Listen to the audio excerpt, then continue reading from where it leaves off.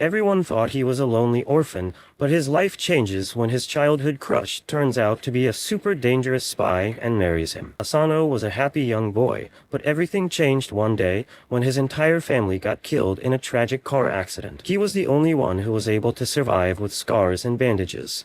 This scares him so much that he refuses to make any friends, because he can't bear to see them get hurt. The one person who decides to stick by him is his childhood friend Mutsumi Yozakura, who is the only person he ever talks to. Several years have passed by since then, and they have both entered high school, but even after a month of being in the class, he refuses to make any friends.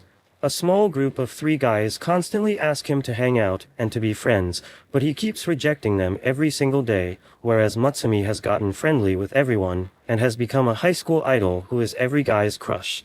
She walks over to Asano and sits down with him to eat food, and tells him to go out with the boys sometimes as they seem friendly, but Asano refuses to make any friends and instead turns it around, claiming that if she wants to be so friendly, why didn't she go out with the 3rd year, who confessed his love for her? She tells him that she was not interested, and takes out her lunchbox, but just as she was about to feed him, Hiza, who is the vice principal of the school, intercepts the bite and starts eating it. Asano is surprised as he never heard him coming, while an annoyed Mutsumi tells him to go away. He tells her that he can't stop himself from having her tasty home-cooked food, but decides to leave before telling Asano to meet him in his chambers after school. Later that day, Asano heads over to his office, confused about why he wants to meet with him. He enters the room and is greeted by Hiza, who has prepared tea, and asks him to sit down. Asano is extremely uncomfortable because of how close Hiza is sitting, but is shocked when Hiza starts asking about Mutsumi, and why is he so close to her. He starts feeling weird, while Hiza starts showing him pictures of Mutsumi ever since she was a 3-year-old child, which is very weird as they have only known Hiza for a month. He continues telling Asano about how hard it is to keep boys off of her, and how he had to beat the crap out of the 3rd-year guy before he promised never to look towards Mutsumi again. Alarm bells start ringing in Asano's head, when suddenly Hiza takes out a knife and puts it at Asano's throat in a swift movement, telling him to say his prayers. When everything seemed lost, a white-haired girl enters the room through the window, stopping him and uses a flashbang to escape alongside Asano. He wakes up a while later in the evening and finds himself surrounded by a bunch of unfamiliar faces. His social anxiety kicks in and he starts running away into the wall, confused about where he is. But Mutsumi tells her not to worry as these people are all her siblings and he is in the Yozakura house. She introduces everyone, as the white-haired girl is called Fuda, the green-haired guy is Shinzo, the pink-haired girl is Shin, the furry is named Kengo, while the buckethead is named Nana. She tells him that they are a family of spies and feels relieved after finally telling him the truth after hiding it for 10 years. He starts freaking out, but she tells her not to worry as spies are very common nowadays, and you can even book them online. He still thinks it's a prank and grabs a gun from Shinzo thinking it's a toy, but it ends up shooting, which scares the crap out of him as his whole life turns upside down in a matter of minutes. Fuda tells him that they are freelancers and actually have a 4.8-star rating on Trustpilot for completing their job. Kengo tells him that Hiza is the oldest sibling who stays the most in the limelight in the spy magazines and is responsible for boosting the image of their family so much. Fuda tells him that Hiza is the best spy in the entire family and apologizes on his behalf for endangering his life. She tells Asano that when Mutsumi was a child, there was a big accident in which she got terribly injured and Hiza took all the blame on himself. Ever since then, he has become obsessed with the job of protecting her sister no matter what. But all these years he let Asano slide because he was a childhood friend. It all changed recently when they got an online tip on Twitter about someone planning an assassination for Mutsumi. This gave Hiza the excuse to get rid of Asano as well. Suddenly an alarm starts sounding in the house, and everyone starts getting on their feet as Fuda tells him that Hiza must have entered the house to finish him off. Asano starts freaking out, but she tells him not to worry as he is probably the safest with them, but honestly tells him that even while fighting 5 against 1 their average win rate against him is only 30%. She turns towards Asano and tells him that the only way his life would truly be safe is if he marries Mutsumi right now. She explains that their household has an unbreakable rule about not killing any family member and even Hiza wouldn't break this rule. All Asano has to do is to exchange rings with Mutsumi and the marriage would be complete and they could live as a family. The word family triggers his PTSD again, and he starts breathing heavily, but Mutsumi tells Futa that it would be very cruel to Asano, who is scared of making connections with people. Futa apologies for being insensitive, and all of them start getting ready to beat Hiza up, when suddenly they notice that he has already entered the room and is sitting between them. He turns towards Shinzo and tells him that he destroyed all his traps and tells them to hand Asano over, but Futa steps up to him and grabs his tie. She starts swinging him around the air before slamming him to the ground, as Shinzo uses his robot arms to pin him down and Nana takes some steroids to punch him in the face, while Kingo and Shin take Asano away with them.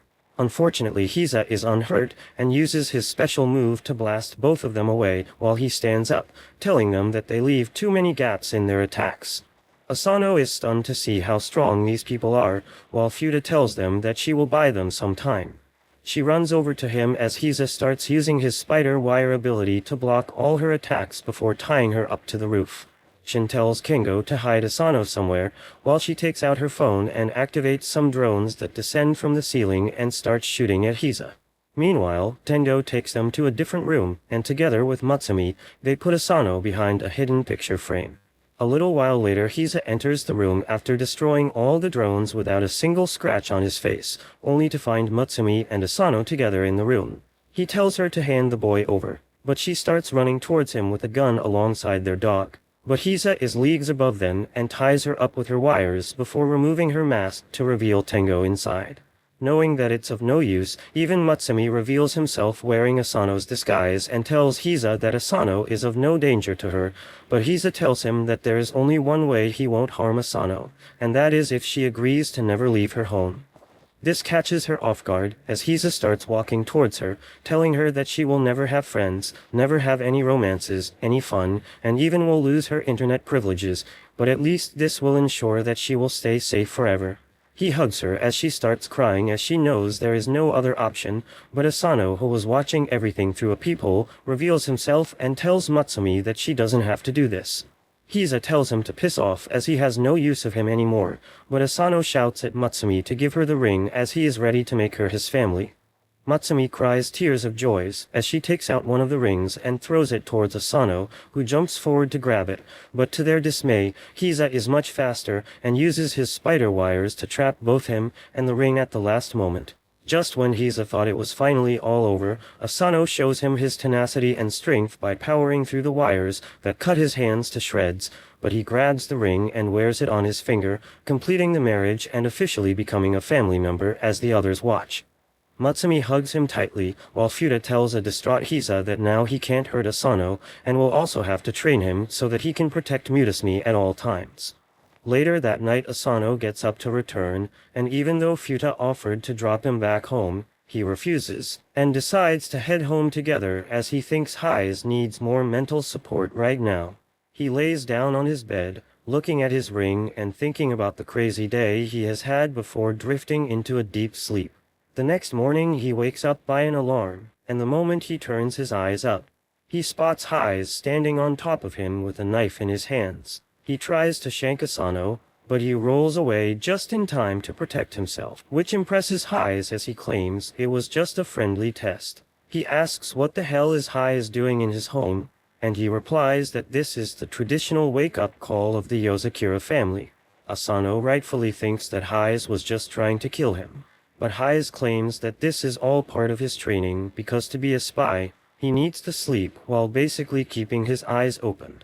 He then tells him to get ready for traditional Yozakura morning exercise and uses his wires to completely tie him up in the air. Meanwhile, Mutsumi was making lunch for the day and hears Asano screams, so she rushes up to see what's happening only to find him suspended mid-air, while Hize forces his body parts to stretch.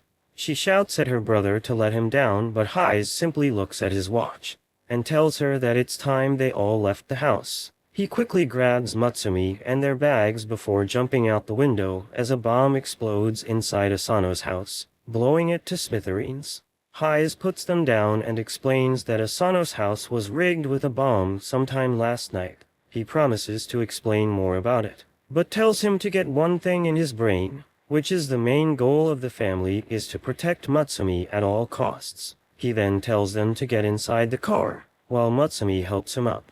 Inside the car, Hayes talks with Shinzo, who found out that the bomb was rigged inside the kitchen, which means that the target of the assassination was Matsumi.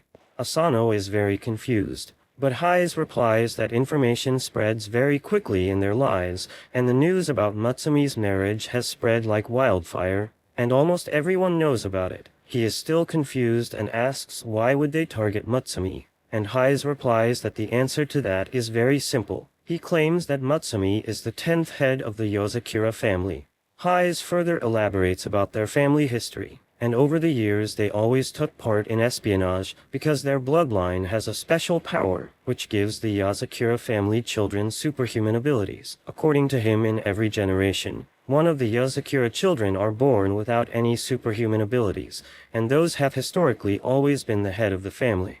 Hayes claims that even though the head doesn't have any supernatural powers, they are the only one who could give birth to children with superhuman abilities.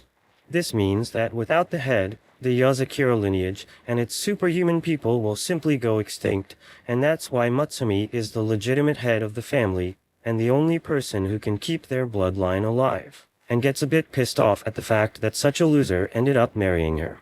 Because their family is so old and famous, they have tons of enemies that want to eradicate the Yozakura family, and the best way to do it is to get rid of Matsumi.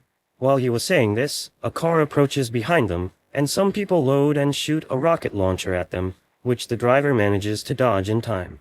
Asano gets scared, while Hayes seems completely chill, while their car gets shot at by multiple machine guns.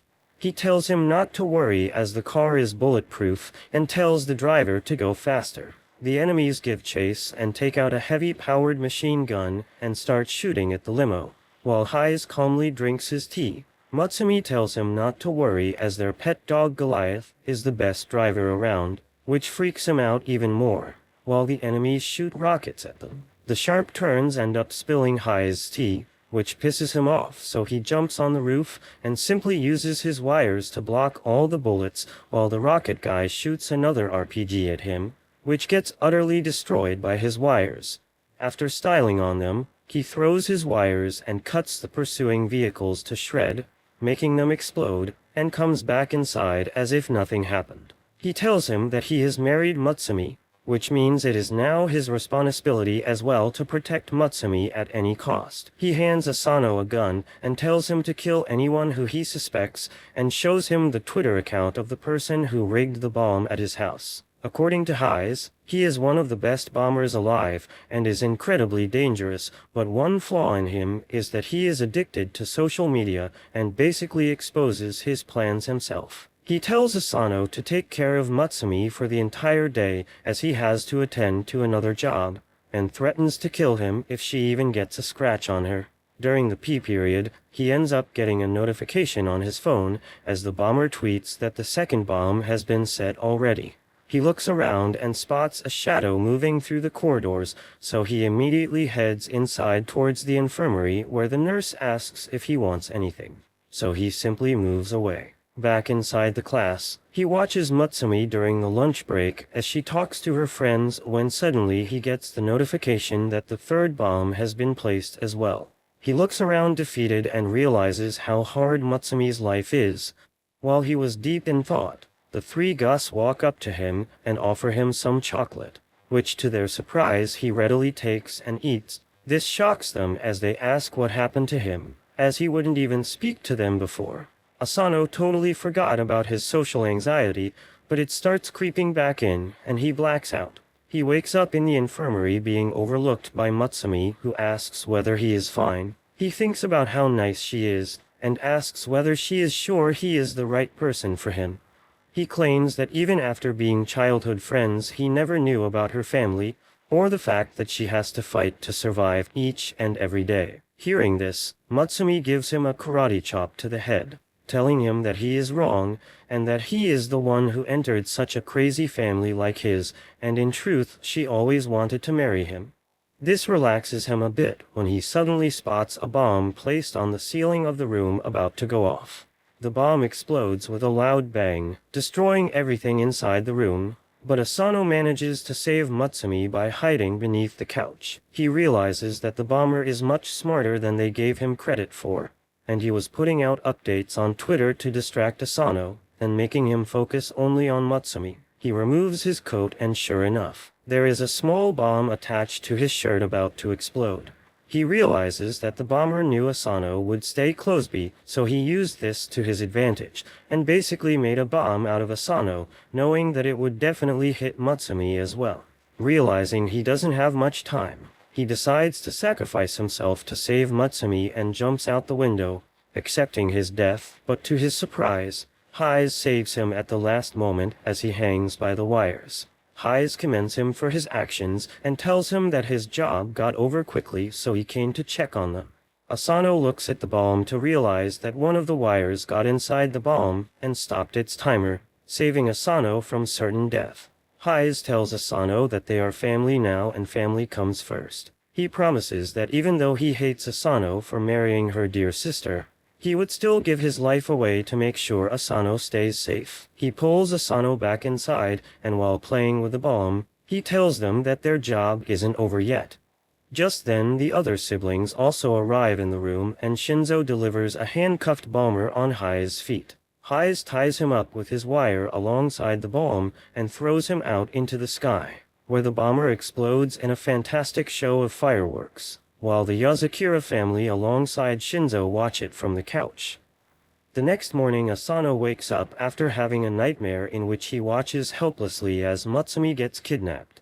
After waking up, he feels a little groggy and ends up stepping on to the tail of the doggy, who gives him a nice love bite on the arm. He comes down and is immediately patched up by Mutsumi, who apologizes for the actions of the dogs and starts playing with it very cutely. This reminds him of how sad his dream was, and to make sure it never becomes the reality, he goes up to Futa and begs her to train him so that he can become stronger. He claims that he wants to be able to protect Mutsumi from every danger, as even last time he was barely able to save her by luck, and would have died if not for Hise. She tells him that he is naive if he thinks that he can become strong so quickly, and shows him her strength, while explaining that she started training in all the different forms of martial arts when she was just 3 years old, and went on her first deadly mission at 6 years old. This means that even for someone with Yozakura genes, it took 3 years to master the martial arts, but it would be much longer for a normal person. She tells him that he is naive if he thinks that he can become stronger just on the basis of his emotions,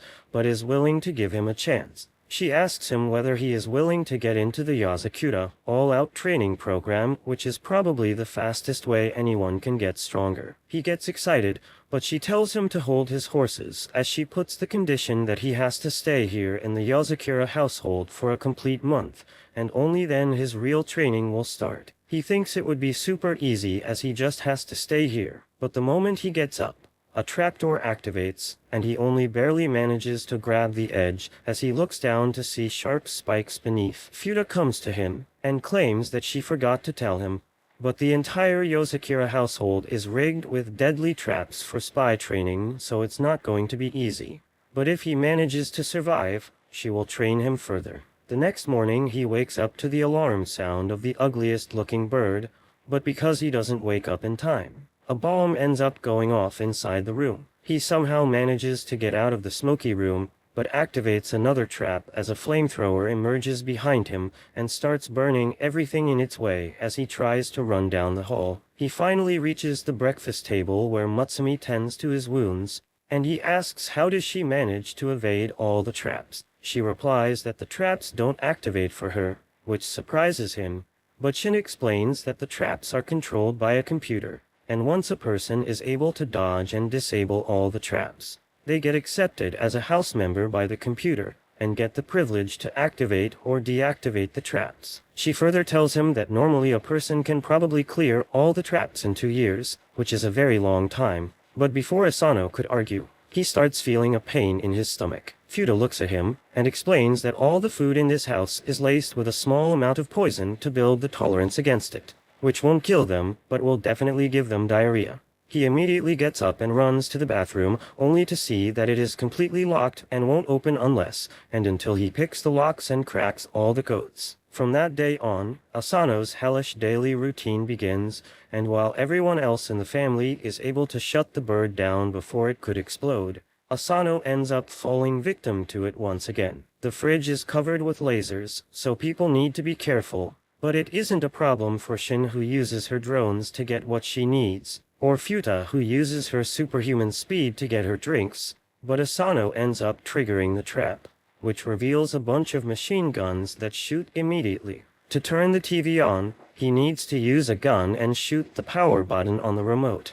But the recoil is way too much for him, and he ends up falling down every single time. At the lunch table, he still is unable to get used to the poison or crack the codes to the washroom, even with Matsumi's moral support, and when he tries to take a bath. The shower is meant to teach him how to survive Russian interrogation, which he hates. The next day he goes to school and looks like a total corpse, barely answering any questions. It turns out that he has been forced to wear a 30 kg shirt to help maintain his basic strength even while resting. After another tiring day, he tries to head back to his bedroom, but spots Matsumi, who has slept while working on the desk. He puts a blanket on top of her, and inspired by her hard work, he goes out and starts practicing his shooting skills. Matsumo ends up waking up and takes him inside, where she offers him some tea and tells him to take it easy as he has already protected her before. She reminds him that once when she got in high school,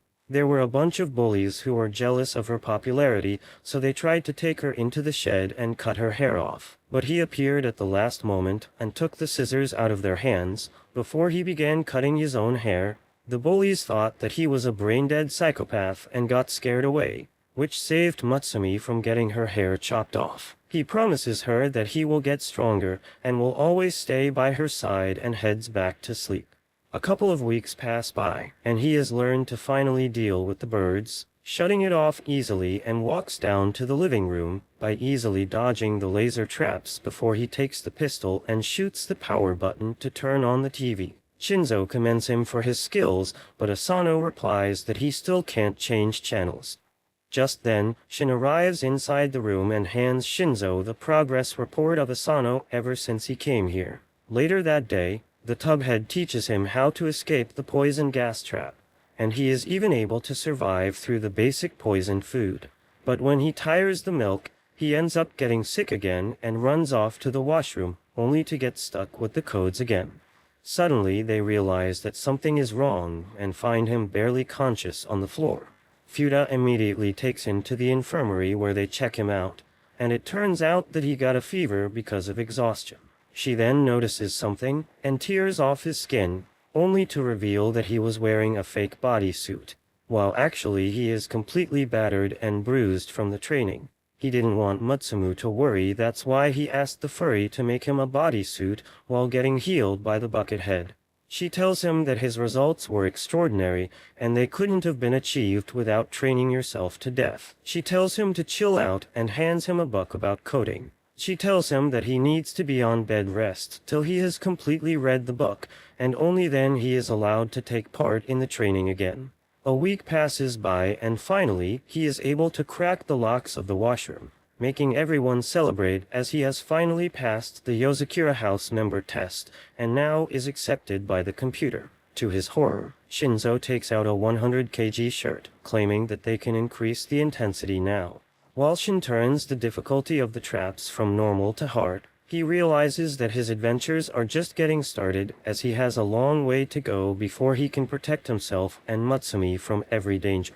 The next morning, Matsumi cooks breakfast once again, while Asano enters the kitchen trying to put on her undergarments. She looks at him as if he was a freak, and tells him that he should worry about his weird fantasies and desires, as no matter how disturbing they are, she wouldn't divorce him. He claims that this is all a misunderstanding, and he just wants to practice his disguises.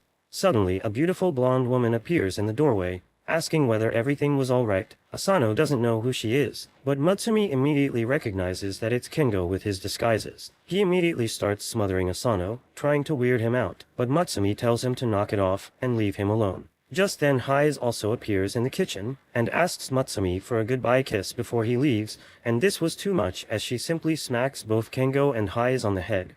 Later that day, he meets up with Shinzo, who is about to go on a mission alone. Asano asks whether it's a dangerous mission, but he tells him that it's a low difficulty mission, as he simply needs to find out information about a counterfeit money operation, and it shouldn't take much time. Asano wishes him luck and leaves for the school alongside Matsumi. While walking down to their school building, a ball traveling at a high speed almost hits Asano, but without even looking he grabs the ball, and then throws it back with an incredible power. Later in the afternoon, both him and Matsumi head on to the roof to have some lunch, when Matsumi tells him that he doesn't know it yet, but his strength and skills have increased a lot because of the training. He walks so silently now that people are starting to call him a ninja. After that she asks whether he is free after school today, as she needs some help with her work. Asano obviously agrees and heads back home, where she sits down on her desk and starts stamping a horde of paperwork while telling Asano what to do, as he brings more and more documents, which she analyzes at a super high speed, and also finds errors and other problems in them. She makes Asano her paw and tells him to send emails to some of the investors to increase their stocks, while telling Asano to ignore the forged divorce papers that Hayes has created to try and break their marriage. While shuffling through the files, she notices that one of the reports by Kengo seems to be incomplete, and because he has done this several times before, she gets pissed and takes Asano into Kengo's room. The room is completely filled with his clothes to the brim where they can't even see anything. Matsumi tells him to come out, and he magically appears on top of his clothes mound, while Matsumi tells him to complete his report and submit it immediately. Kengo doesn't take her seriously and simply starts eating his sushi, while telling Matsumi to stop acting like a grandmother. This pisses her off, and she grabs her handcuffs to lay down some Yazakira-style punishment. Kengo realizes that he is in danger, and jumps out of the mound to escape the room. Thanks to his training, Asano has become faster, and blocks his way immediately. But Kengo is smarter and forces him to drop his guard by becoming Matsumi. He then runs past him outside, while an angry Matsumi activates the hibernation mode of the house, to completely bar it from the outside world as giant walls are erected all around the house. She tells Asano that there is no way of escaping this house once this mode is activated. Meanwhile, Shinzo crawls through the air vents as he spots the giant operation being run by a millionaire, who has already put 60% of his counterfeit currency in circulation. He travels through the ducts and realizes that these people are working with a highly intelligent person who designed all these safety measures. He puts on his Apple Vision Pro, and unlike in real life, his glasses are actually useful as he is able to see through the containers to find a bunch of fake money. He drops down the hatch to find a secret case, which he is able to hack, and gets the framed picture of a note, which might be very important. Before he could do anything though, an alarm is sounded, and he starts running away.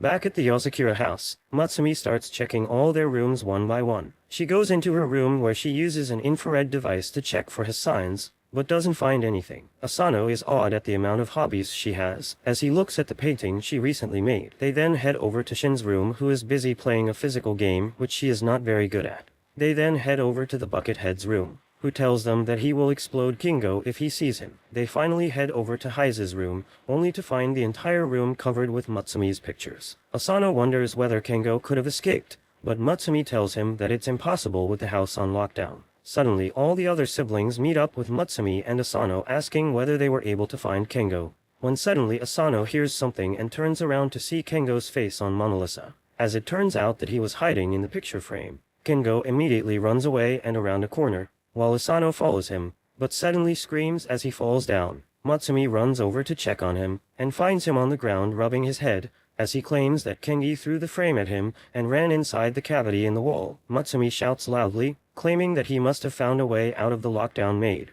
and angrily makes her way back to Kengo's room, claiming that she will remove the lockdown soon. As soon as Asano enters the room though, she immediately handcuffs him and claims that she is not as stupid and knows that Kengo is impersonating Asano right now. She claims that there is no way to escape the lockdown, so Kengo must have switched places with Asano and hid him, in the hopes that Matsumi will release the lockdown, after which he could run away. Kengo accepts his defeat and removes the mask, and together they start looking for the paperwork she needed. Later that day, Asano eats the curry made by Matsumi, which is very tasty, so he asks for the secret ingredient, and Matsumi replies that it's cyanide. Asano immediately starts feeling sick, and excuses himself to pick up a call. He picks the phone only to find Shinzo on the other end, screaming at Matsumi for help. They get on a video call and Shinzo cries that he ended up getting in a gunfight, but he didn't expect so many guys, and now all his bullets are over and he has no weapons. She tells Asano that Shinzo is an extremely good spy, but he only depends on his weapons, and if he doesn't have a weapon, he becomes a super big wimp. She asks whether Asano can take his weapons to him, and he immediately agrees. He dresses up and carries a small bag as he enters the highly secure building and starts walking through the corridors. Unfortunately, he is not fast enough and gets caught by a guard who puts a gun to his head. He remembers his training and pushes the gun back before grabbing the arm in a lock as he pummels his face with his elbow. Hearing this, a bunch of other guards arrive at the scene. He slams one in the face with his knee, but gets caught by the other guard. The third guard tries to stab him, but his clothing protects him, as he punches him away before breaking the last guy's nuts to secure a victory. To his surprise, another guard arrives, so he quickly grabs his gun which Shinzo gave him, and uses it to shoot a massive electric bolt at him, which incapacitates him immediately. He finally finds Shinzo, who immediately holds on to him for dear life, and thanks him for the guns which he keeps rubbing against his face. Suddenly some more guards enter the room, but Shinzo's personality changes as he gets up and shoots all the guards within a split second before giving Asano the framed note. He exits the room and deals with all the goons with extreme ease as he shoots all of them down, before throwing a grenade at the last group and shooting it mid-air. He then takes Asano as they start exiting the building, but Asano ends up getting shot in the leg by a sniper. He falls to the ground as he starts bleeding out, while the sniper tells Shinzo to drop his weapons. Shinzo follows the commands to make sure Asano survives and drops the gun, but Asano remembers that Shinzo can turn anything into a weapon, if it has a good grip, so he throws a fork at him, which he grabs and shoots it at the sniper's barrel, causing it to misfire. This gives him enough time to grab his gun and shoot the adversary, saving Asano's life. By the time night falls, Shinzo starts walking back while carrying Asano on his back as he thanks him for saving his life. Asano thanks him back, saying that he would have been dead if it wasn't for Shinzo saving his life from immediate death. Meanwhile, a hobo enters another facility and beats every single guard there with a hammer, asking them for the location of their leader, but they all refuse to give away the location, so he bludgeons them to death as he takes out the picture of his next target, which turns out to be Asano.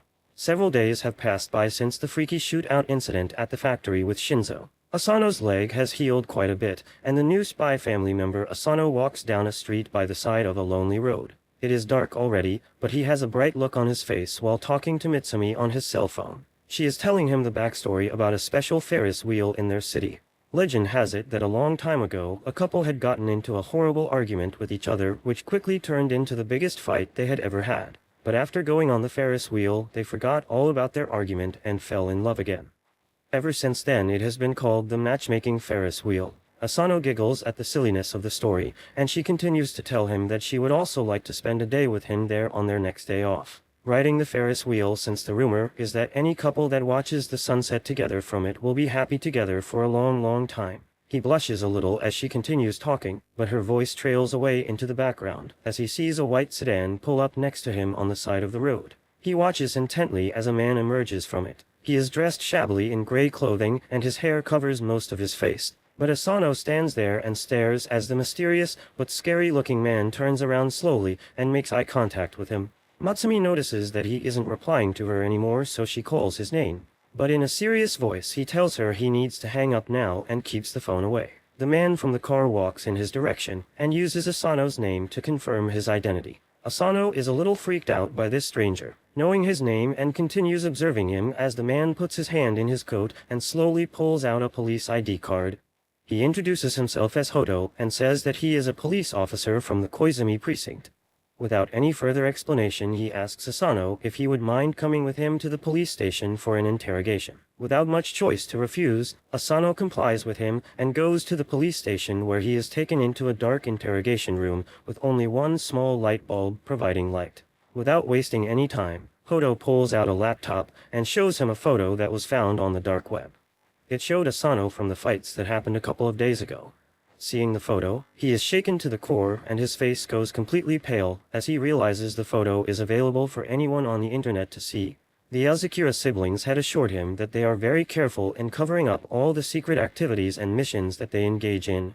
So how had his photo reached the dark web? Hodo continues showing him more images which clearly show Asano using illegal firearms, breaking in and entering private, being involved in the car chase on public roads where Mitsumi's pet was driving the car, as well as being present when the ceiling bomb was detonated at his school. Asano thinks to himself that he wasn't actually behind half of these incidents, but he keeps his mouth shut when Hodo questions him and accuses him of all the crimes. Hodo goes on to tell him that he has had enough experience to know that a teenager cannot be solely responsible for such mega activities. So it is surprising that there is no photo or video evidence of any of his co-conspirators. He believes that Asano is working with a secret organization who partake in these activities on the down low. The police officer promises him that if he gives the valuable information, they will reduce the extent of his punishments for helping the police. He keeps forcing him to give up any secrets he knows and expose the people who he is working with. But Asano knows that snitches get stitches. He thinks of the Yozakura siblings, and with a fierce look in his eyes, he declares that he does not know anything at all. Hodo tells him to calm down and think it over carefully. He then pours him a glass of water, and without even trying to hide it, he opens a packet and adds a white powder-like substance to the glass. Asano watches him, and Hodo tries to cover up his actions by saying that it is just added minerals and nothing sus at all. However, the boy immediately identifies it as a truth serum and refuses to drink it. What Hodo lacks in being discreet, he makes up for in simple force.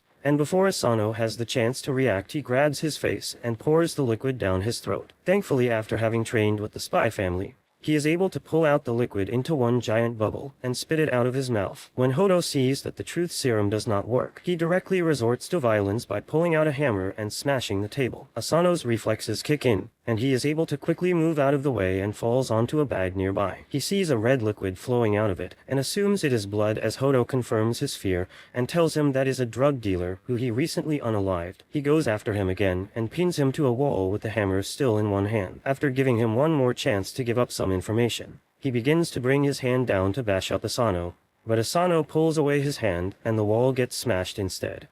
To his surprise, he sees Hisa slyly smiling at them. It turns out that Hodo was an old friend of his who helps to cover up the Yozakura activities. He was set up to test the loyalness and resistance of Asano. As it turns out, he had passed the test with flying colors, and impressed the usually emotionless Hodo. The next day at school, Hisa, who is also the vice principal, takes up the class. Asano is beyond exhausted, and is doing his best to keep his eyes open, but with the quietness of the class. He is tempted to give in and take a short nap. Just seconds after he closes his eyes, he sees a chalk moving at sonic speed fly right next to his head and penetrate the wall behind. He is wide awake again and using more code. Hisa tells him that he needs to train to fight off the sleep, because if he doesn't, he will send more chalks flying his way. Mitsumi tries to fight her big brother and stop him from overworking Asano, but Asano agrees to train his brain to require less or no sleep. Using the duster, Hisa releases a thick smoke that puts the rest of the class to sleep, but Mitsumi is saved by her gas mask. Asano falls asleep, but even in this state his trained body is able to react instantly and block off any chalks sent his way. With his training going so well, Asano is sent on his first mission to an amusement park to find a couple who are allegedly carrying guns with them. He is tasked with discreetly uncovering them and taking away their weapons. As he sits at the park, Mitsumi appears and tells him that she will be joining him for the mission. He is thrilled to have her there and hopes that he can have a good day with her, so she will see him as a good husband. They see three suspicious couples and one by one follow them on the various roller coasters and games. Asano keeps noticing a lovey-dovey couple dressed in matching clothes who keep doing romantic things for each other. He tries to take inspiration from them and picks up a rose to give Mitsumi. The first two couples turn out to be harmless, so they stalk the final couple dressed in suits in the restaurant. Mitsumi gets up to buy them drinks, and Asano notices the man pulling out a box from his coat. He pulls out his own gun to get ready for a fight, but it turns out the man was simply about to propose, and it was just a ring in the box. Asano is about to be relieved, but just then he hears loud fighting happening between the lovey-dovey couple. They are throwing insults at each other, and the boy walks away from the table.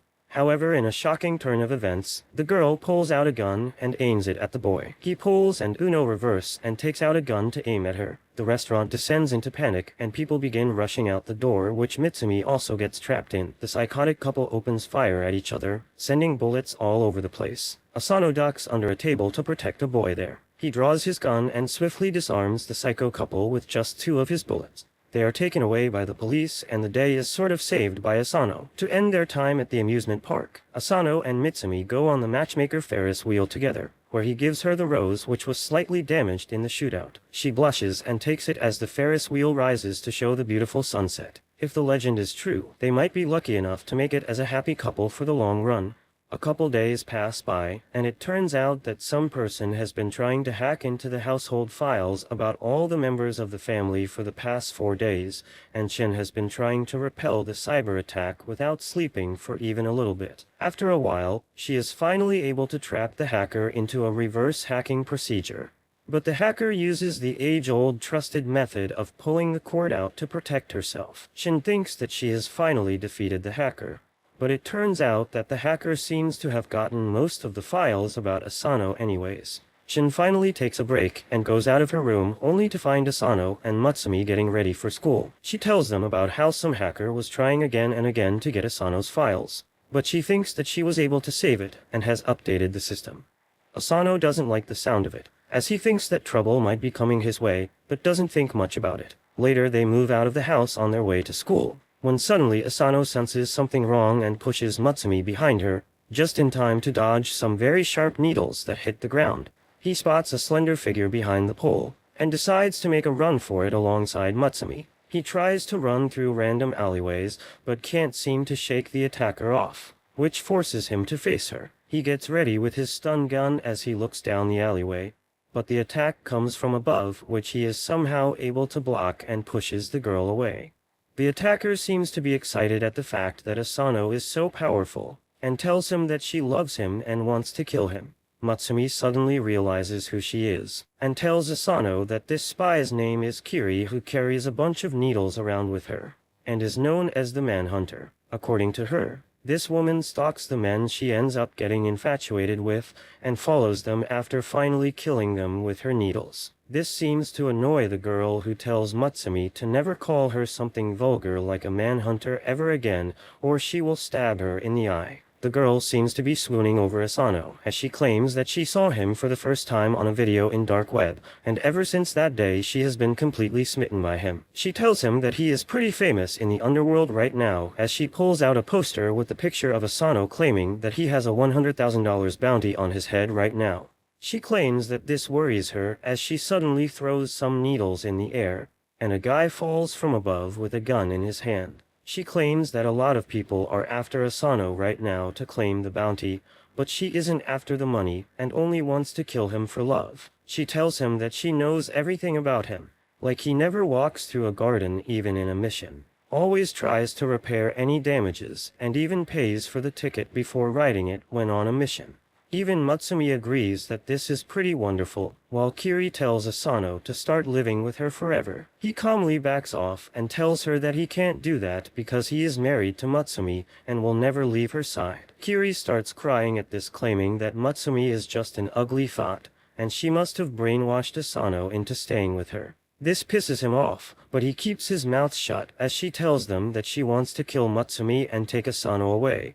But Hise has told her not to touch even the hair on her head. This confuses them as Matsumi asks whether Hise knows about all this. Kiri claims that no one can target anyone in the Yuzakura family without the knowledge of Hise, so she took permissions from him to kill Asano, and he didn't mind at all. In fact, he even gave her the security codes to his file, which is why she was successfully able to hack through all the data.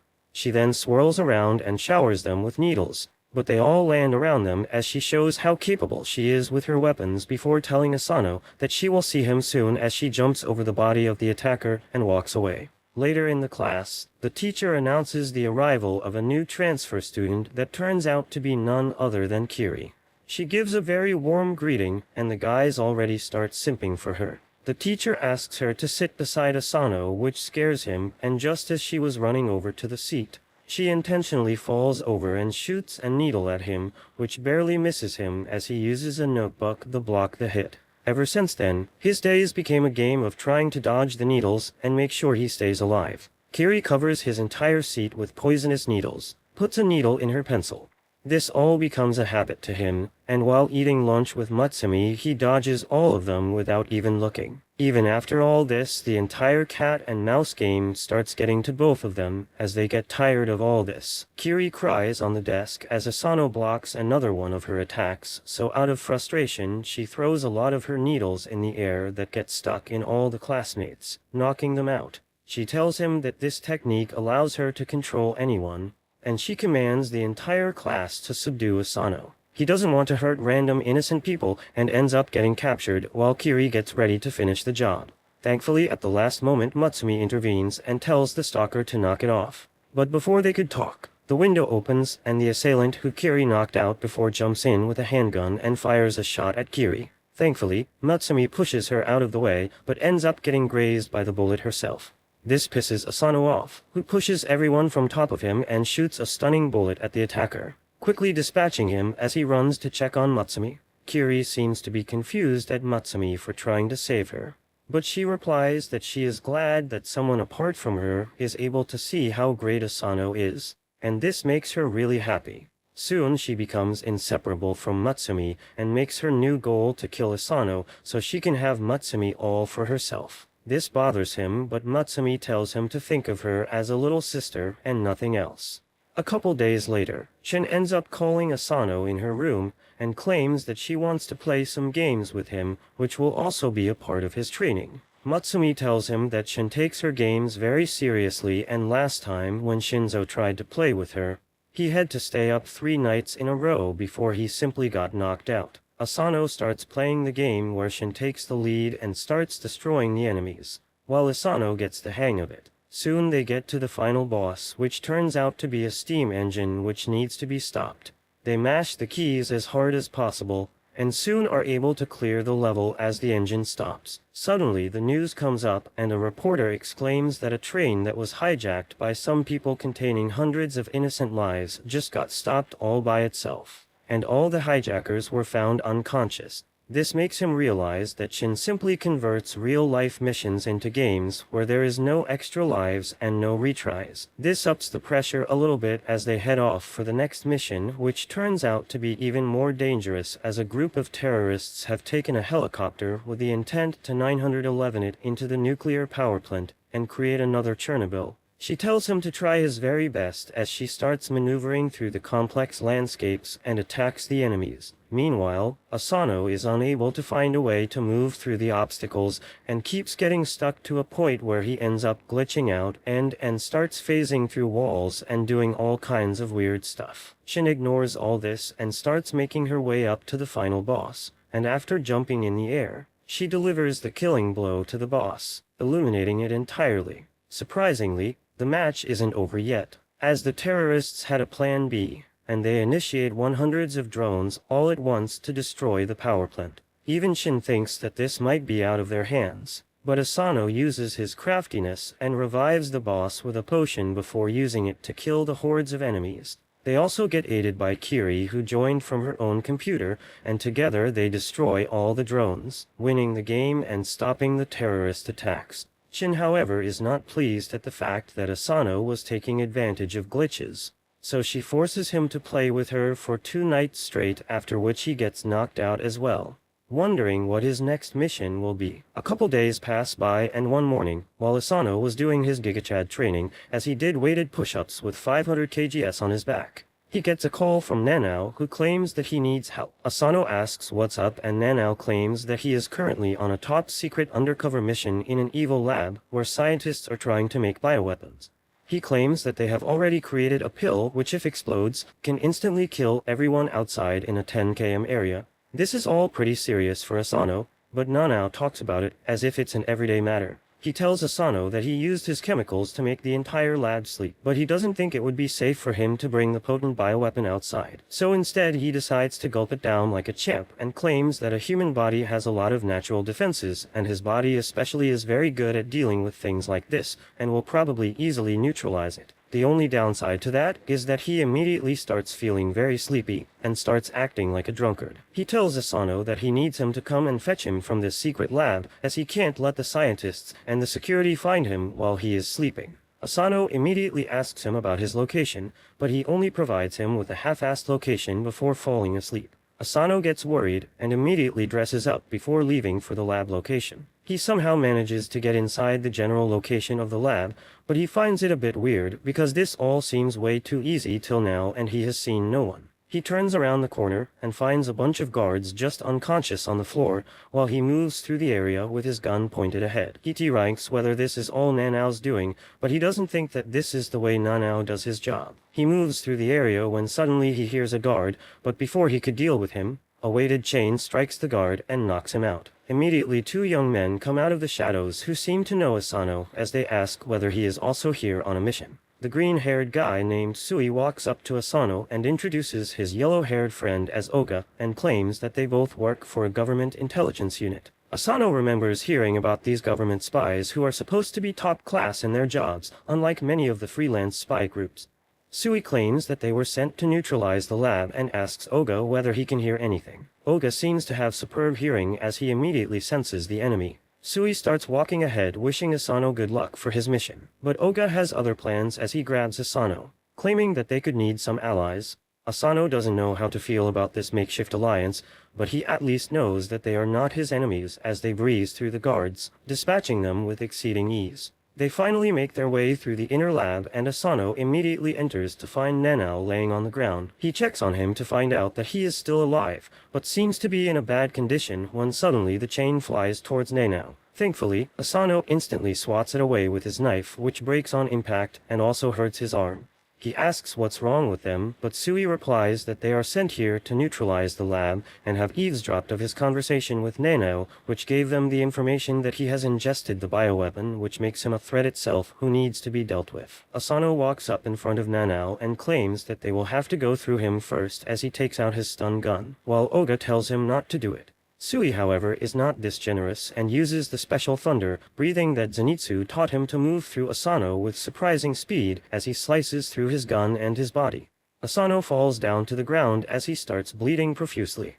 Oga seems to be pretty pissed at Sui for this, but the green-haired lad tells him to keep his emotions in check as he walks over to kill Nanao. Asano collects whatever strength he has left and begs Sui to leave Nanao alone. But Sui has no such intentions as he takes out his sword. Suddenly Nanao wakes up and tells them that he has already neutralized the toxins and they can check the results of his sweat on the test patch. He tells Sui that if he still intends to kill him at least, let him patch Asano first so he can live. Sui, however, seems to be calm and collected as he claims that if the toxin is neutralized, then their job is over and takes the test patch as proof before leaving him with an ointment to heal Asano. Nanao immediately heads over to Asano and tells him to keep his senses, but Asano is too badly hurt and gets knocked out. A couple of days pass by and thankfully he is alive, but also getting punished by highs who strung him above candles as there has been an article about the Yozakura family getting defeated by the government spies, and the reporter also claims that this is the downfall of the family. This pisses highs off, who also got review bombed on Google. But before he could do anything, Matsumi and Nanao smack some senses in him and remove the kiki ball gag from Asano. Matsumi tells him not to worry, but Asano claims that he deserves it because he let the Yozakura family down. Highs swings him around claiming that he can make it better by defeating the government spies and avenging his loss. He claims that they have special skills that make them the best of the best, and a battle of spies is about intel, so he needs to steal intel from them. The next day, Asano starts tailing Sui, who uses his sword to shred a delinquent's clothes before he walks near Asano and asks what he wants. Asano is shocked to find his cover blown so easily and honestly replies that he is here to learn from him. Sui claims that he doesn't really care and Asano can do whatever he wants. Immediately after, Sui leaves and starts walking at extremely high speeds, forcing Asano to run behind him. Asano tries to catch up to him by jumping through the crowd, but Sui simply uses his sword to unclothe him, after which he gets caught by the police for public exposure. The next day he tries to follow him again while on a train, but Sui does the same once again, forcing him away. The third day he hangs atop a building while Sui and Oga have their lunch, and after they are done Sui again unclothes him before they walk away. The next day Asano is able to tail them till the evening when they are fighting with some ruffians. Asano also helps by getting rid of them, which impresses Oga. But Sui again tries to unclothe him, only this time Asano manages to dodge it a little bit and manages to save his dignity by making sure his pants were still there. Oga laughs at this, which pisses Sui off, and he loots both of them of their dignity right there. That evening Nanao heads down into the kitchen, only to find Highs chopping some crispy water. Nanao asks whether he has seen Asano, and Highs replies that he found him on the front door, as usual, without any clothes. Nanao asks whether he put Asano back in his bed. But Hayes replies that he thought Asano would serve better as a chopping board. Nanao punches him away and puts Asano back on the table, where Asano apologizes for being so weak. Nanao tells him that he is a very cool person, because he always does things in his own unpredictable way. This suddenly makes him realize something about Sui, and he goes on to tail him another day. This time he manages to do so for a full day, and by the time night comes Sui attends to his last task of cleaning a gravestone and commends Asano for being the first person to tail him for a full day. To give him the proper respect for that, Sui claims that he will treat Asano as an equal and finish him off. He takes his sword out and attacks Asano once again like so many times before. But this time Asano manages to grab his hand into a lock before throwing him up in the sky. He realized after getting slashed up so many times that no matter what, the first attack that Sui delivers is always towards the center of the body, which is a predictable habit. Sui manages to fall back on his feet easily, while Asano stands there as he still got slashed a little bit and starts bleeding. Sui commends him and tells Oga, who was trying to hide, that he can come out and treat Asano. Oga immediately patches Asano up as he finally gets over the hurdle in his way with the name of Sui. Soon everyone forgot about his defeat against Sui, but the spy newspaper picked up on his naked sightings and called him a pervert, which is a new problem that he doesn't know how to deal with, even though Matsumi promises to love him even if he is a pervert. Couple days pass by when one morning Matsumi asks Asano whether he could help her with an errand, and he obviously agrees. They start walking through a seemingly popular park as Asano wonders what errand might it be that requires him to carry so much stuff on his back as if he was a pack mule. She tells him not to worry and keep walking when they arrive near a bench where the familiar green-haired face was waiting for them. Sui gives them a curt greeting while Matsumi asks how he has been. Asano can't get his head around what's happening and asks what all this is about. Matsumi claims that they have some work with Sui, and that's why she came here. But Asano still doesn't understand and asks whether she knows him. Matsumi smiles and tells him not to worry about Sui as he is just a friend, which makes Asano worried as his ex said the same, but Matsumi claims that you meet a lot of people when you are in the spy business, so it's okay. They all start walking as both Sui and Matsumi talk, while Asano walks behind them like their servant. Soon they all enter a cafe-like establishment, which confuses Asano as he thought they were going on an important work outing, but he follows them regardless. Inside, the cafe looks like any other high-priced Starbucks knockoff, and like a white girl's with too much money. Sui starts ordering a coffee whose name I can barely pronounce. Asano is just as horrified while Matsumi gets moist because of his coffee ordering skills. Soon the barista pushes a bunch of different buttons on the device in front of him when suddenly a trapdoor appears beneath them and they all start falling through it. Asano is left alone with the huge luggage to free fall, while Sui Princess carries Matsumi as they start talking with each other. Sui welcomes them to the government spy building while Asano tells her to keep his hands off his bride. Matsumi tells him not to worry as he is just a friend, which makes him realize that Matsumi belongs to the street.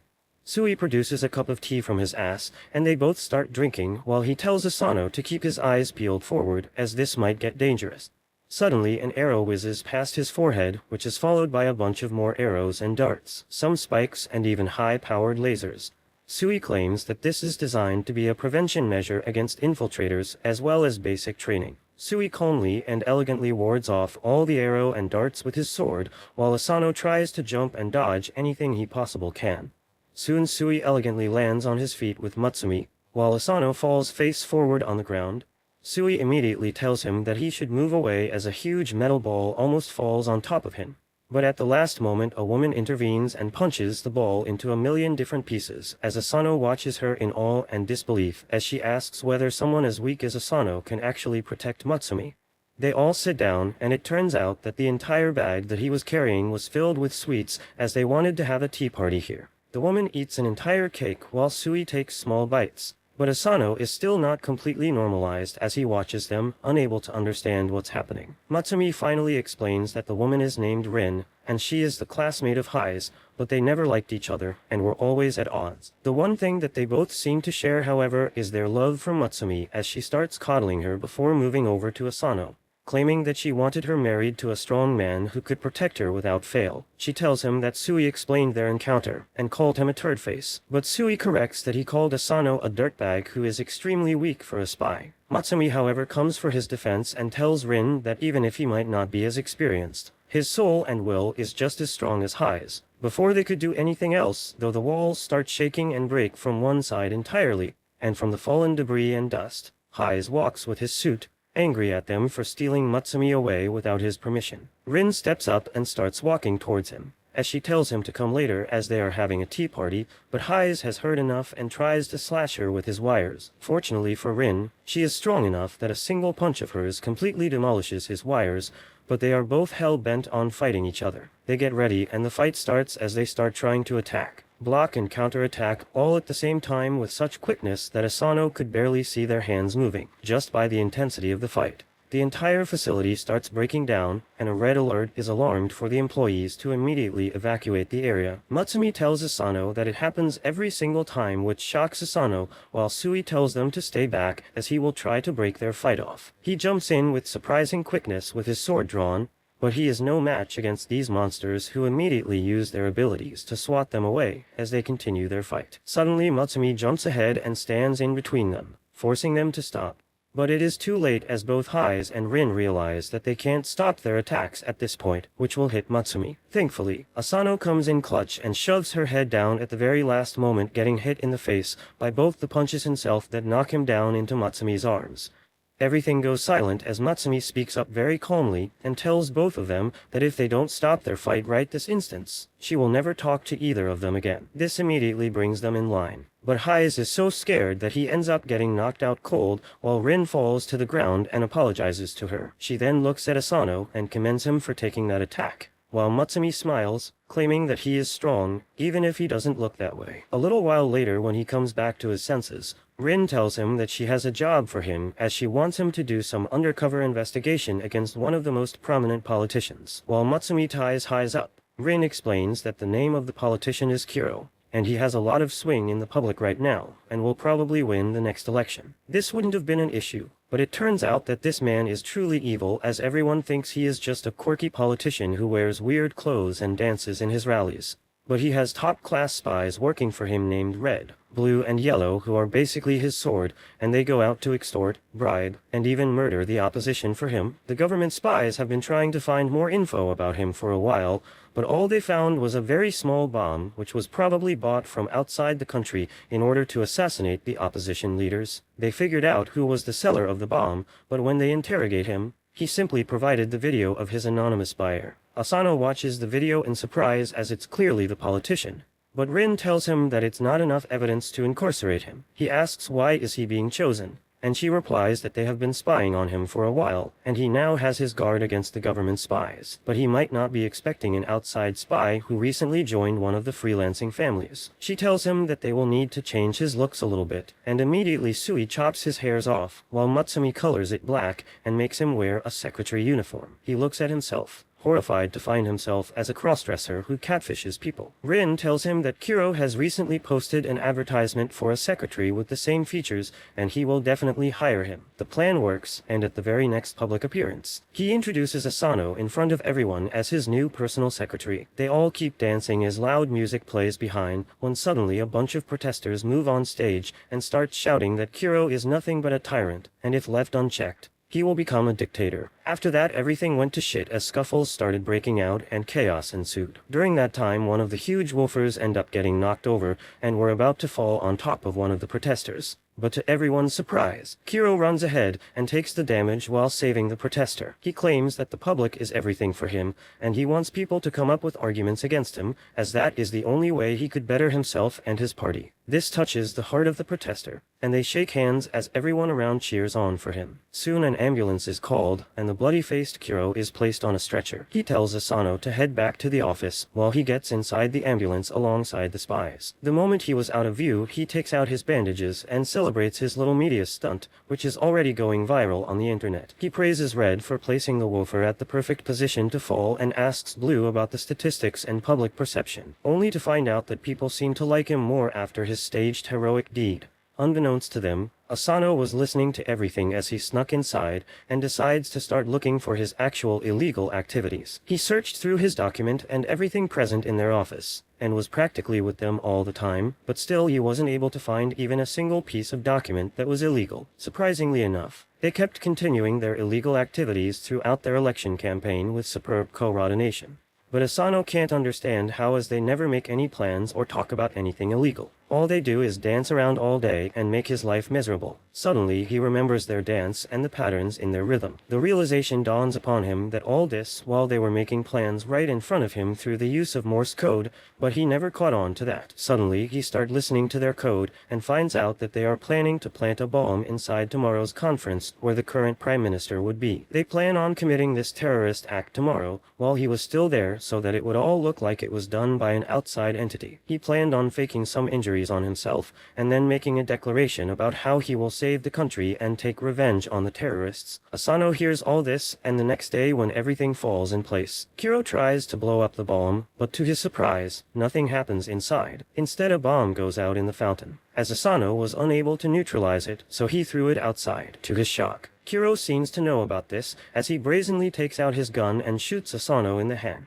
claiming that he has another bomb. He activates the other bomb to kill the witnesses, but it turns out to be filled with cotton candy, which catches him off guard. As Asano gets up as well since Kiro's gun was changed, and it only had paintballs in it, he takes out another gun alongside his spies. But Sui enters the fray and chops off their guns, which scares the spies who run away, leaving Kiro alone. He grabs another gun, but Sui simply unclothes him and hands him over to Asano to transport him to their facility. While in the van, Kiro starts telling Asano that he knows each and every detail of his life, before claiming that his family didn't die in an accidental car crash. This catches him off guard as Kiro continues that the accident was orchestrated and in fact it was the work of some men because of which he lost his family. Asano loses high mind for a moment as he points his gun at the politician and tells him to divulge all the information while Kiro laughs. Knowing that his plan worked, Asano again asks him how does he know about his family, and Kiro refuses to answer that question. However, he gives him a piece of advice, saying that the world is littered with hidden truths. Suddenly, Asano gets a call from Sui, who tells him that they have an emergency. The deputy prime minister has been abducted, and his condition is being live-streamed from an unknown location. The deputy prime minister at the meeting turned out to be a fake, and Sui believes that Kiro planned all that in advance. He wants Asano to interrogate the politician and get him to cough out the location of the deputy prime minister. Kiro hears all that, and he says that the timing is quite convenient because he was also planning on going to the kidnapping site. Suddenly, his restraints come undone, and Asano can just stare at him while he drops his earring. The earring turns out to be a bomb that blows away the whole van with it. Meanwhile, in the Yozakura mansion, Nanao is experimenting on a new chemical, but he messes up and creates a huge explosion. Matsumi comes rushing to his room with a gas mask on and asks if he is fine. Nanao apologizes for damaging the room, but Matsumi remarks that he is in worse shape because his muscles are growing out of proportion all over his body. After that, Nanao resumes working and tells Matsumi that he is worried that Asano might come home terribly injured, which is why he is trying to create a very effective healing potion. He asks Matsumi if she is not worried about him, and she replies that she is also very worried. She has prepared a grand feast to welcome Asano home after he completes his mission. She believes that even if he is hurt after the mission, eating all this food will instantly heal him, and Nanao wants to disagree. Matsumi then wonders what the rest of the family members are doing. Nanao tells her that Kengo is creating a machine-washable face for Asano in case he comes back home unrecognizable. Shin is taking out the computers of their haters so that they won't cause a commotion in case something happens to Asano. Shinzo is really worried about Asano too, which is why he cannot come out of the garbage can. Hais and Fuda are just sitting still while having tea. Fuda believes that there is no need to worry because Asano can get things done when he has to. Hais is the opposite of her, and he is just wishing for the boy to meet a horrible end. Hearing all this doesn't ease Matsumi's heart even one bit, and she is still anxious about her husband. Back at the location of the explosion, Asano is helping the injured driver by taking him away from the flames. He gets a call from Sui who asks if he is fine. Asano assures him that he is not injured and even managed to save the driver, but Kiro got away. Sui replies that it is not a problem because they were expecting that. He reveals that they were hiding the truth about Kiro's identity from him. He is not just an ordinary politician, but a former spy who was a legend back in the day. Everyone thought that he died 6 years ago, but he then started a second career as a politician. That is why they deliberately had loose security around him this time so that they could figure out what he was planning. They have placed a GPS on Kiro, and Sui tells Asano to return home because his mission is complete now. On the other hand, Kiro takes off the blindfold of the deputy prime minister before taking a seat next to him. This meeting is being live-streamed all over the country. throwing the media and general public in chaos. That was Kuro's motive from the beginning. The minister says that he is disappointed in Kuro, who he thought was a committed politician despite his odd activities. He tells Kuro that engaging in such terrorist activities won't change the political situation in his favor, and then Kuro starts taking off his disguise. As he takes off his funky glasses, the minister starts trembling as he notices his pitch-black eyes. Kuro says that the minister must have been pretty sure that he got him killed, which is why he did not realize his true identity earlier. The minister finally recognizes Kuro as a spy he dealt with in the past. Kuro then turns to the audience and tells them that today, he will address them not as a politician, but as a man who lost his child. He says that he took revenge on numerous politicians involved in his downfall behind the scenes. However, the deputy prime minister was the biggest culprit, so he wants to deliver justice to him in front of the entire world. Kuro points his gun at him, asking if he will tell the world the truth and end his political career, or will he refuse to answer and die. The minister scoffs, saying that it is a stupid idea to ask politicians to speak the truth, and Kuro decides to end his life. However, the stream gets cut off abruptly, as Asano arrived there on time and shot down the recording device. Kuro is pleased to see the young spy here, but Asano tells him to let the minister go. Kuro refuses, knowing that Asano can't shoot him because then the minister will also be caught in the fire. He fires at Asano's hand, forcing him to let go of the gun. However, Asano uses this chance to close the distance between them and grabs Kuro from behind. Kuro was ready for this, and he simply grabs Asano and slams him to the ground. He knows all about the weapons and fighting techniques used by the Yozakura family, and takes the steel wires from Asano's pocket and ties him with them. Asano wants to know how can Kuro know about it, and he replies that it is because he is great at gathering information and using it to his advantage. Asano asks him why a spy like him turned into a politician and deceived the public. Kuro replies that he has no interest in politics, and he did everything just for the sake of revenge. Asano is curious now, and Kuro tells him that because of his excellent abilities, he was very valued in the political world. He often used to do the dirty work of politicians, but when he went home, he was just an idiot father who loved his daughter.